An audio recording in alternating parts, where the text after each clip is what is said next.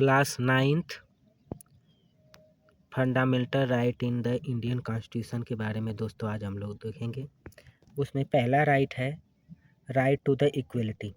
Right to equality में क्या है कि इंश्योर इक्वल ट्रीटमेंट, हर व्यक्ति को के साथ इक्वल ट्रीटमेंट किया जाता है, किसी के साथ नो डिस्क्रिमिनेशन, किसी के साथ कोई भेदभाव नहीं होता है।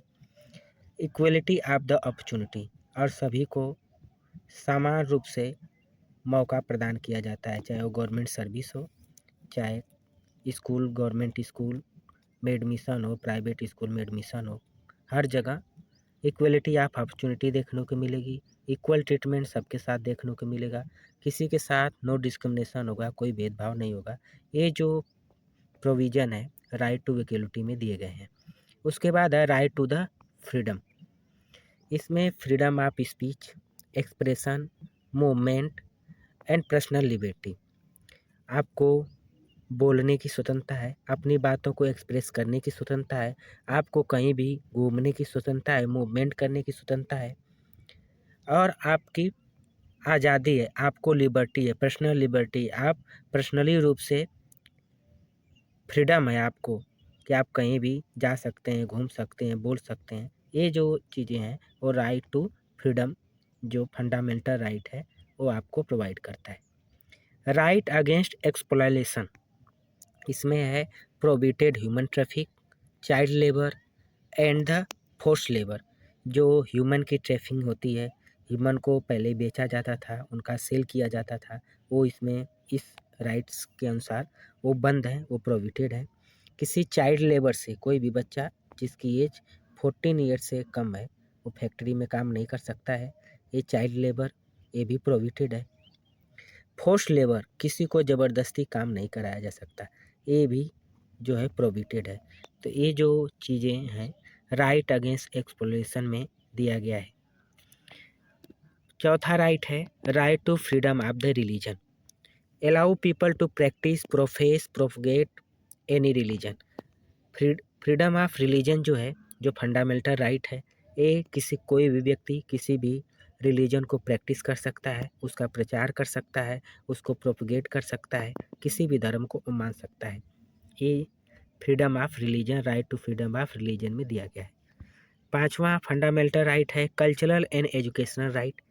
कोई भी व्यक्ति अपनी लैंग्वेज को, जो भी उसकी भाषा है, उसको प्रोटेक्ट कर सकता है, अपने कल्चर को प्रोटेक्ट कर सकता है, और जो माइनॉरिटी ग्रुप है वो अपने एजुकेशन को प्रमोट करने के लिए, उसको प्रोटेक्ट करने के लिए, जैसे इस्लामिक के लोग मदरसा बनाते हैं क्योंकि वो इंडिया में माइनॉरिटी में है, तो इस फंडामेंटल राइट के अनुसार वो ऐसा काम कर सकते हैं। Cultural and educational right. Last है 6 right to the constitutional remedies. कोई भी सिटीजन अगर उसके राइट अगर वायलेट होते हैं तो कोर्ट को अप्रोच कर सकता है, सुप्रीम कोर्ट भी जा सकता है, हाई कोर्ट भी जा सकता है।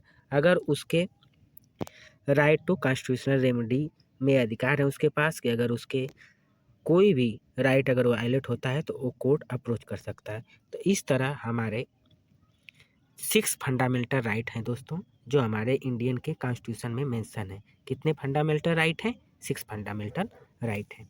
अदर भी राइट जोड़े गए थे जिसे एक्सपेंडिंग स्कोप ऑफ राइट कहते हैं। ये जब ओवर द टाइम समय के अनुसार, क्योंकि ये जो राइट बने थे जब देश का कॉन्स्टिट्यूशन बना तब बने थे, लेकिन जो जिस राइट के बारे में हम जिक्र कर रहे हैं उस समय समय पे जोड़े गए। जैसे राइट टू एजुकेशन 2009 में ये जोड़ा गया, सबको पढ़ने का अधिकार है। 6 से 14 वर्ष के बच्चों को गवर्नमेंट फ्री ऑफ एजुकेशन पढ़ाती है, प्राइमरी स्कूल आप देख सकते हैं।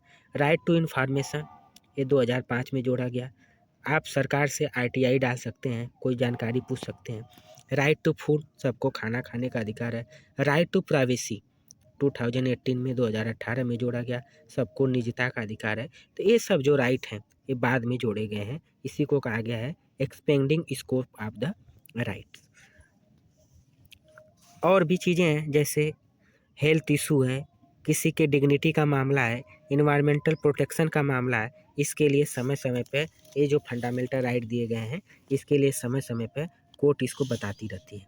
कंक्लूजन दोस्तों देखते हैं, जो डेमोक्रेटिक राइट होते हैं किसी भी डेमोक्रेसी के सर्वाइव करने के लिए इसेंशियल होते हैं। कोई जो डेमोक्रेटिक राइट हैं, जो फंडामेंटल राइट हैं, कोई भी डेमोक्रेसी तभी सर्वाइव कर सकती है जब ये राइट वहाँ पे दिए गए हों, और ये लोगों को एम्पावर देते हैं, लोगों को शक्ति देते हैं, और लोगों के जस्टिस, जो लोगों के साथ न्याय करते हैं, लोगों को आज़ादी देते हैं, लिबर्टी देते हैं, समाज में उनको इक्वलिटी प्रदान करते हैं।